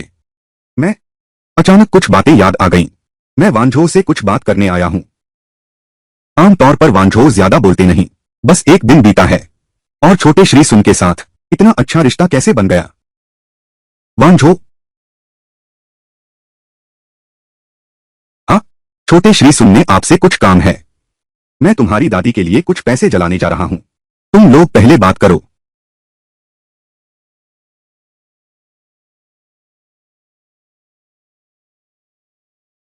श्रीमान सुन, तुम्हारा मतलब है कि तुमने सपने में देखा मेरी दादी की मौत कील ठोकने से हुई थी? मैं भी पुष्टि नहीं कर सकता, लेकिन मेरे सपने में ऐसा ही था। क्या यह सच है? छूकर देख लो तो पता चल जाएगा। बस इतना ही, मुझे भी सिर्फ डांट पड़ेगी। तुम्हें भी सिर्फ डांट पड़ेगी। लेकिन अगर बुजुर्ग महिला कीलों से नहीं मारी गई तो मेरे दादा की पहचान मिट जाएगी। आज रात बस तुम दोनों पिता पुत्र शोक सभा में रहोगे। तुम थोड़ी देर में कोई तरकीब सोचो उसे हटाने की। उसे आराम करने घर भेज दो, फिर जब समय आएगा काम करना आसान हो जाएगा ना। अगर सच में ऐसा है तो हम पुलिस में रिपोर्ट करेंगे, अगर नहीं है शायद मैं ज्यादा सोच रहा हूं। यह तरीका वाकई सबसे सुरक्षित है। चलो।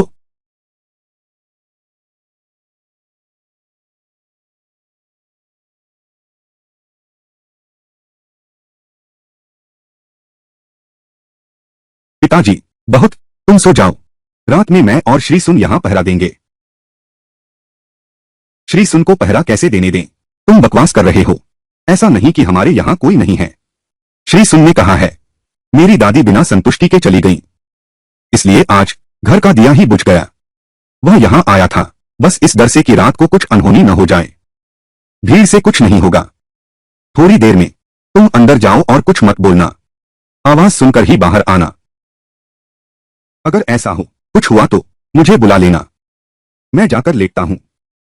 छोटे सुन जी, आपको परेशानी दी। यह रात का अंधेरा, फिर तुम्हें यहां बुलवाया। क्या बिना आए चलता? अगर अब भी साफ न हुआ, आखिर हुआ क्या है? मैं खुद ही पागल हो जाऊंगी। यह तो मेरा कर्तव्य है। चलो चलो चलो।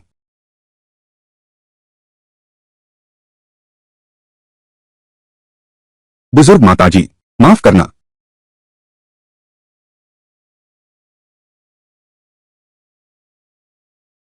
यह यह तो तुम्हारे सपने से मेल खा रहा है। क्या सच में मेरी दादी सच में कोई चुड़ैल है?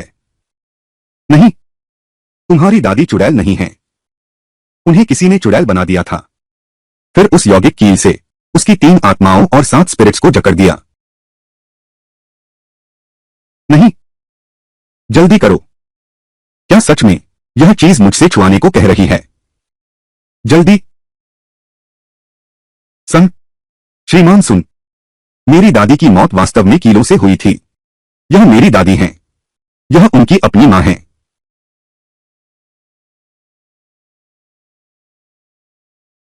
रोना बंद करो। मेरी बात सुनो। तुम अभी जल्दी से पुलिस स्टेशन में रिपोर्ट दर्ज करो। सुन लिया क्या? जाकर पुलिस में रिपोर्ट दर्ज करो।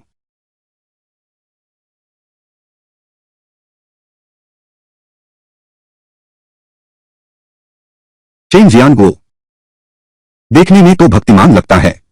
यह तो सोचा नहीं था, लेकिन है धर्म और पूर्वजों का द्रोही। यह वांग दापाओ। देखो, यह कोई अच्छा आदमी नहीं है, लेकिन यह बच्चा माता पिता का बहुत आज्ञाकारी है। हाँ, वो इंसान कभी कभी सिर्फ बाहरी दिखावे पर भरोसा नहीं करना चाहिए। अफवाहों पर यकीन करना, अपनी आंखों से देखना जरूरी है। और तो और, यह अपनी आंखों से देखी हुई बात भी यह जरूरी नहीं कि सच हो। हाँ रे,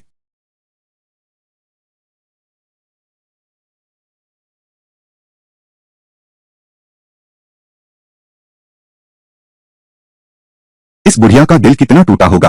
उन दिनों उसने तुम्हें थामने वाले हाथ चलना सिखाते थे। किसने सोचा था यही हाथ उसका अंत कर देंगे?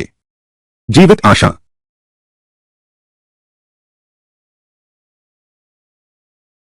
दूसरों के कर्म में हस्तक्षेप नहीं कर सकते।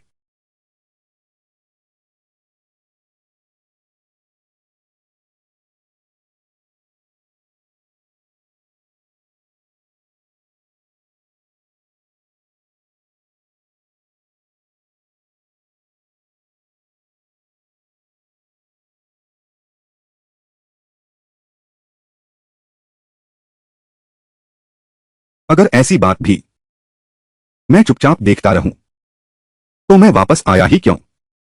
पिछले जन्म में मैं दबकर जीता था, आधी जिंदगी नौकर बनकर। इस जन्म में मैं सर उठाकर जीऊंगा, जब तक भगवान मुझे जीने दे। मैं हर दिन जी भरकर जीऊंगा। जिस दिन मैं मर जाऊंगा, मैं इस दुनिया में बेकार नहीं आया होऊंगा। ये नीच हरकतें मूंगफली खानी ही होगी। मैं कहता हूं, कौन आएगा? कुछ काम नहीं आएगा।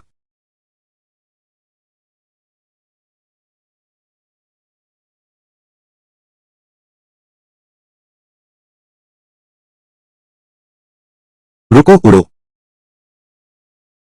चेन जियानगो, तुम भाग क्यों रहे हो? तुम लोगों को आता देखकर सोच रहा हूं, घर वालों को उठा लो। मैं तुम्हारे घर वालों को क्यों बुलाऊं? बस तुम ही काफी हो। यहां आओ। मुझे ढूंढो। मुझे क्यों ढूंढ रहे हो? मुझे शक है, मैंने बूढ़ी औरत को मार डाला। यह बात पहले ही उजागर हो चुकी है। ये दोनों नन्हे शैतान आखिर कैसे अनुमान लगा लिया? तुम्हारी घर की बुजुर्ग महिला कैसे मरी थी? अरे तुम क्या बात कर रहे हो? जन्म, बुढ़ापा, बीमारी, मृत्यु तो प्राकृतिक है। यह तो स्वाभाविक बात है। क्या ऐसा हो सकता है? क्या मैंने ही गला घोंट दिया? यह तो कोई नहीं कह सकता। यह क्या हो गया है? यह क्या हालात हैं? लाओ ए, यह क्या माजरा है? यह क्या मामला है? कप्तान वो, तुम इतनी सुबह हमारे घर क्यों आए हो? मुझे शक है कि बुजुर्ग श्रीमती चेन की हत्या चेन जियानगो ने की है। इसलिए चेन जियानगो को मेरे साथ थाने आना ही होगा जांच के लिए। मेरे ख्याल से तुम लोगों ने खाना खाकर आलस पाल लिया है। कुछ काम धंधा नहीं है।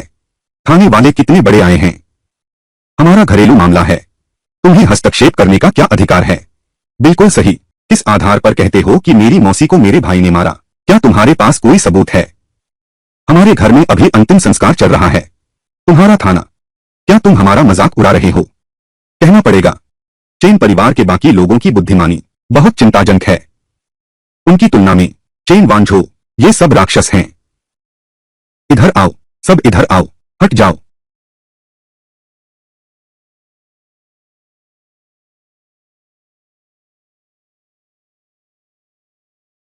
तुम लोग क्या करना चाहते हो? रुको, रुको। यह पुलिस स्टेशन ही क्यों न हो? ऐसा बर्ताव नहीं कर सकते। मेरी मां का शरीर अभी ठंडा भी नहीं हुआ।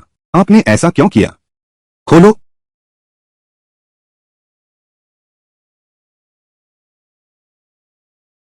मैंने किया है। मेरी मां लगातार कराह रही थी। मैं रुक नहीं सका और मारने लगा। यह सब मैंने किया है। सबको ले जाओ। अरे रुको जरा। यह मामला, यह उसने नहीं किया। मैंने नहीं किया। फिर भी तुमने ही किया है। तुम शोक संतप्तों के काम करते हो। तुम क्या समझोगे? सिद्धांत रूप में अपनी ही मां को बड़े भाई ने मार डाला। तुम लोगों को तो उसकी हड्डियां तक तोड़कर खा जाना चाहिए। इतने शांत कैसे हो सकते हो? जवान, तुम ही बताओ, आखिर हुआ क्या है? हाँ, तुम्हारी पत्नी कहाँ है? मैं मेरी पत्नी कल मायके चली गई। ओह, क्या संयोग है। तो तुम्हारा मतलब है बुढ़िया को उसकी पत्नी ने मारा? बिल्कुल सही। बूढ़ी महिला की हत्या उसकी पत्नी ने ही की थी। लेकिन सुनो, उसकी पत्नी शायद अब मर चुकी है। यही लोग हैं। इन लोगों ने मिलकर उसकी पत्नी को मार डाला। यह नहीं हो सकता। उन्होंने चेन जियानगुओ की पत्नी को मार डाला। यह कैसे संभव है? यह दंपति बूढ़ी मां के प्रति हमेशा बुरा व्यवहार करते थे। निश्चित रूप से उन्होंने ही बूढ़ी मां को मारा है। फिर औरत भाग गई। लड़का, मैं कहता हूं कि तुम्हारी कल्पना शक्ति बहुत ही ज्यादा है। सुन चुआनवू, तुम झूठे आरोप लगा रहे हो। तुम्हारे पास क्या सबूत है? ठीक है, तुम्हारे पास क्या सबूत है? वांझो, तुम्हें कब पता चला कि बुढ़िया मर गई? परसों सुबह 7 बजे। मेरी मां, वो लोग रात को गए थे। कुछ कहा भी नहीं क्यों गए? क्या तुमने बुआ को देखा? नहीं देखा। सब लोग सुनो। बूढ़ी मां के चेहरे पर इसे सूर्य के धब्बे कहते हैं। लेकिन अब मौसम भी ठंडा हो गया है। सूर्य के धब्बे होना सामान्य है, परंतु इस सूर्य के धब्बे का आकार और समय से मेल नहीं खाता। मेरे विचार से बूढ़ी मां की मौत शायद परसों रात को हुई थी, लगभग 10:30 बजे। तुम झूठ बोल रहे हो। कप्तान वो, आपको अभी सिर्फ अपने आदमियों को ले जाना है। चेन जियानगुओ की पत्नी के मायके में सच्चाई सब साफ हो जाएगा। मेरी पत्नी ससुराल नहीं गई, वह शहर गई है। तुम्हारी पत्नी शहर गई ही नहीं। वह अभी इसी छत पर है। तुम्हें यह कैसे पता? ओह, तूने मुझे धोखा दिया। सबको ले जाओ।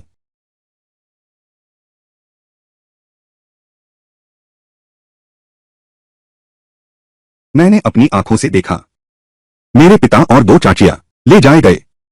और फिर मैं बेबस देखता रहा, आंखें फाड़ फाड़ कर देखता रहा। कप्तान वू ने छत पर चढ़ने के लिए आदमी भेजे। मेरी चाची का शव नीचे उतारो। यह दुनिया आखिर हो क्या गई है? तुम पागल हो क्या? वास्तव में मारकर हत्या की गई थी और उसे एक दिन से छत पर रखा हुआ था। उसके कान और नाक चूहों ने पहले ही काट लिए हैं। यह आखिर हुआ क्या है? जब तुम थाने गए थे, मुझे अचानक एक सवाल सूझा। पूरा दिन बीत गया, तुम्हारी चाची आखिर गई कहां? और साथ ही तुम्हारी चाची के मायके वाले क्यों नहीं आए? तुम्हारी चाची तुम्हारी दादी से रिश्ता चाहे जितना खराब हो, लेकिन शिष्टाचार के लिए उसे तो आना ही चाहिए था। आज तो मैंने तुम्हारी बहन से पूछा, तुम्हारी चाची के बारे में पता चला। वो बाओशान कस्बे में रहती हैं। यह बाओशान कस्बा हमारे यहां से दूर जरूर है, लेकिन एक दिन में आना जाना भी हो सकता है। इसलिए दो ही संभावनाएं हैं, पहली यह, दूसरी यह। पहली यह, दूसरी यह कि तुम दोनों घर नहीं लौटे। दूसरी यह पहला, यह दूसरा, बस तुम्हारी चाची घर लौट आई हैं, लेकिन उसने नहीं कहा। इस दूसरी संभावना की बहुत कम है। अगर उसने सच में किसी को मारा है, वह शायद घर नहीं लौटेगी। लेकिन तुम्हारे दूसरे चाचा ने कहा कि वह घर लौट आई है, इसलिए मुझे शक है कि तुम्हारी दूसरी चाची ने ही हत्या की है। मुझे यह भी शक है कि वह भाग गई है। लेकिन जब तुम थाने गए थे, मैंने घर की निशानदेही देखी। समय मेल नहीं खाता। इसलिए सच्चाई केवल एक ही है, वह तुम हो। वह भी मर चुकी है। लड़का अच्छा है, अब खाली हो गए। थाने में आकर मेरे साथ काम करो। अरे ये तेरा दिमाग। अंतिम संस्कार का काम करता हूं। बड़े अफसोस की बात है। यह तो बहुत ज्यादा कहा आपने। मैं तो बस यूं ही अंदाजा लगा लेता हूं। अरे तुमने तो एकदम सही अनुमान लगा लिया। पता नहीं कितने वरिष्ठ पुलिस अधिकारियों को पीछे छोड़ देंगे हमारे थाने में मामले सुलझाने के लिए। जिस चीज की कमी है वह है बेतुके विचार। कभी कभी उसका मामला सामान्य तर्क से तय नहीं किया जा सकता। तुम तो आज की तरह हो। मैं तो सोच रहा था कि चेन जियानगुओ ने मारा है। तुमने ऐसा कहा तब मुझे समझ आया, असल में चेन जियानगुओ की पत्नी ने मारा है। मैंने सिर्फ अपने एक अंदाज पर अपना ही पूरा परिवार थाने भेज दिया।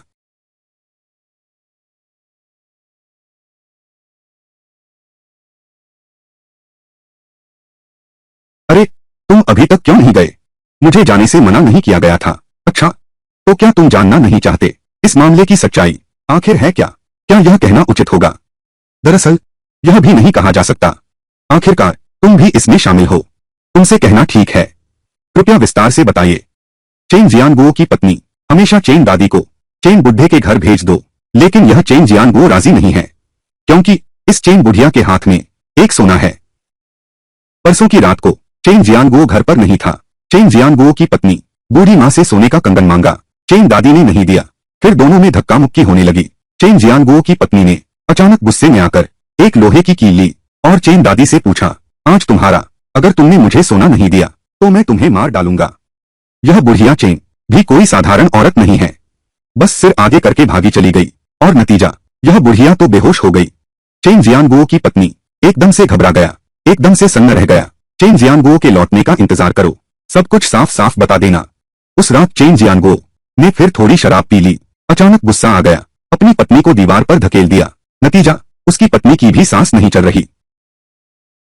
चेन जियानगुओ की पत्नी शायद अभी तक नहीं मरी होंगी। मेरा कहना है, तुम बस आकर मेरे साथ पुलिस में काम कर लो। मुझे सच में लगता है कि तुम इसी काम के लिए बने हो। तुम अंत्येष्टि कर्म करने वाले हो। बहुत अफसोस की बात है कप्तान वो, आप मेरी बहुत तारीफ कर रहे हैं। यह काम मैं बिल्कुल नहीं कर सकता। यह चेन जियानगुओ की होश में आने की दावत। पता चला कि मामला गंभीर है तो चेन जियानवेन को और कुछ रिश्तेदारों को बुला लिया। इन लोगों ने मिलकर सोचा कि चेन जियानगुओ की पत्नी की मौत भी जायज है। बाहर के लोगों को बता दिया कि वह मायके चली गई है। पहले चेन दादी का अंतिम संस्कार करो, जब चेन दादी का अंतिम संस्कार हो जाए तब चेन जियांगुओ की पत्नी को चेन दादी की कब्र में दफना देना। ऐसे ही तो चेन जियांगुओ बरी हो जाएगा। बोलो, यह कितना संयोग है। चेन जियांगुओ की पत्नी जीवित है और कई लोगों की बातें उसने सब सुन ली थीं। यह भागने ही वाला था। चेन जियांगुओ और उसके साथियों ने देख लिया। ये रिश्तेदार ही, अरे बाप रे, पुराने और नए सारे हिसाब चुकता कर दिए। कुछ ही पलों में उसकी पत्नी को मार डाला। बाद की बातें तुम्हें भी पता चल गया। ऐसा कहा जाए तो यह भी माना जा सकता है, यहां तक कि बिल्कुल सही लगता है। पर मुझे हमेशा लगता है सच्चाई बिल्कुल ऐसी नहीं हो सकती। क्या हुआ? तुम्हें कुछ गलत लग रहा है। तुम्हारा शुरुआती अनुमान क्या ऐसा ही नहीं है? गलत कैसे हो सकता है? मुझे याद है, चेन वांझो ने मुझसे कहा था। एक रात बूढ़ी मां उसके घर गई, रोते हुए मुंह खोले हुए थी। कहा कि दूसरे चाचा झूठी सेवा कर रहे हैं। उसके पिता को अव्वल नहीं बताया, लेकिन सिर्फ उसकी मूर्खता की बात नहीं की। तुम्हारा मतलब है श्रीमती चेन और चेन वांझो शिकायत करते समय उसकी बहू के बारे में कुछ नहीं कहा। वो सो कल रात क्या तुमने चेन वांझो से पूछा था? इस मामले पर पहले ही फैसला हो चुका है, इसलिए मैंने और जांच नहीं की। मेरे ख्याल से आपको चेन वांझो से ही पूछना चाहिए। अब और पूछताछ करने से क्या इसकी कोई जरूरत है? ये दोनों तो मर चुके हैं और चेन जियांगुओ और उसके भाई निश्चित ही दोषी ठहराए जाएंगे। ज्यादातर की तो मौत ही तय है। कल रात सपना आया, बूढ़ी मां लगातार आसमान की तरफ इशारा कर रही थी, बार बार छत की दुहाई दे रही थी। उस समय मुझे लगा था कि यह छत की कील है। छत पर फेंक दिया बिजली। बाद में चेन जियांगुओ की पत्नी का ख्याल आया, तब समझ में आया शायद वह छत पर थी। अगर बूढ़ी औरत को मारने वाला वही है तो बूढ़ी औरत अपने बेटे को बचाना चाहती थी, न कि बार बार इन दो शब्दों को दोहराती रहती।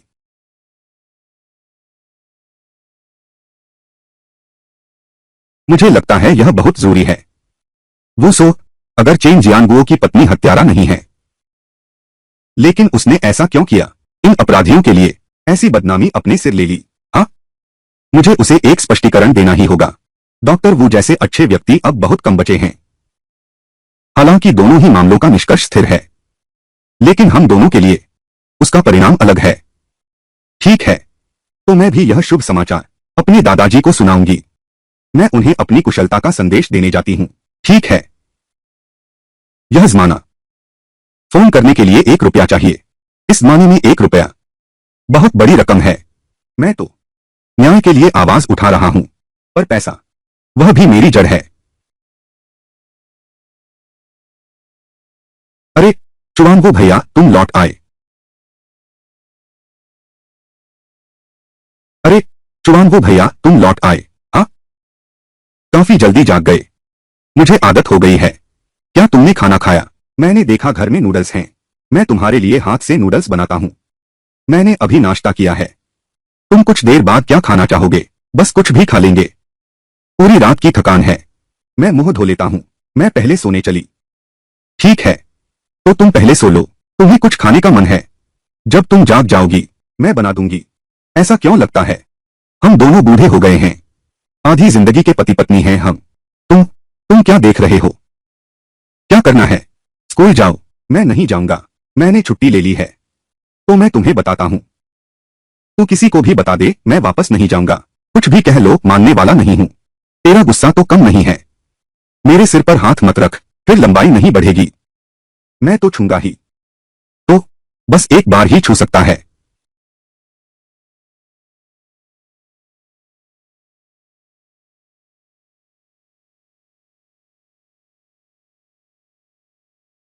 तुम यहां कैसे आ गए? तुम थोड़ी देर सो लो, मैं होमवर्क पूरा कर लूं। बाहर जाकर थोड़ा मांस ले आओ, मैं देखता हूं। बगीचे में मिर्च काफी अच्छी बढ़ रही हैं। बाद में मैं तुम्हारे लिए मिर्च वाला मांस बनाता हूं। ठीक है। मेज में पैसे हैं। मेरे पास पैसे हैं। तुमने मुझे 10 रुपए दिए हैं। मैं 10 से ज्यादा किलो मांस खरीद सकता हूं। खर्च करते भी नहीं खत्म होते। अच्छा अच्छा अच्छा।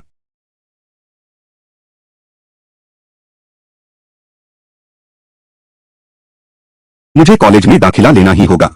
उस समय दिन वेंजिन को गुस्से से पागल कर दूंगी। उसे दिखा दूंगी कि चुआनवू भैया को कम आंकना कितनी बड़ी भूल थी। हालांकि चुआनवू भैया ने पढ़ाई जारी नहीं रखी, लेकिन उन्होंने मिस्टर सन का महान कौशल विरासत में पाया है। आगे चलकर वह भी पूरे इलाके में मशहूर होंगे, सबसे महान अंतिम संस्कार विशेषज्ञ। उसे नीचा दिखाने का तुम्हें क्या अधिकार है? विश्वविद्यालय में प्रवेश पा लेना, क्या शिक्षक बनकर तुम दूसरों को तुच्छ समझने लगे? इन जब मैं प्रवेश पालूंगी तुम्हारे स्कूल से भी बेहतर स्कूल में, फिर चुआंगो भैया से शादी करो, तुम्हें गुस्से से मार डालूंगी।